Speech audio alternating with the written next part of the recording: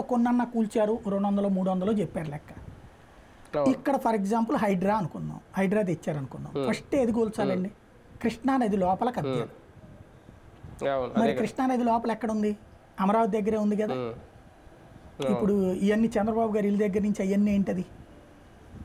మరి అవి చంద్రబాబు గారు కట్టుకోవాలా, లింగమనేని వాళ్ళు తీసుకున్నారు. కానీ అది ఎవరిది? అది దాంట్లో బిల్డింగేగా, కట్టచ్చు అక్కడ బిల్డింగ్. అది కూడా ప్రైవేట్వే, పట్టా భూములే. దాంట్లో ఏమైనా పర్మిషన్ ఇస్తారు?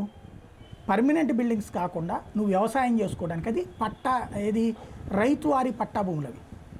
ఎప్పుడైనా నదీ పరివాహకంలో కానీ చెరువు పరివాహకంలో కానీ వ్యవసాయం చేసుకోవడానికి పర్మిషన్ ఇస్తారు. పర్మనెంట్ స్ట్రక్చర్స్కి పర్మిషన్ ఉండదు, ఇరిగేషన్. మరి అక్కడ ఎట్లాగ జరిగింది? రెండవది, ఇప్పుడు విజయవాడలో కాలువలు ఉన్నాయి కదా, ఏలూరు కాలువ, బందర్ కాలువ, రైవస్ కాలువ, వాటికి ఆనుకున్న కన్స్ట్రక్షన్స్ అన్ని ఏం చేస్తారు? కూల్చేస్తారా?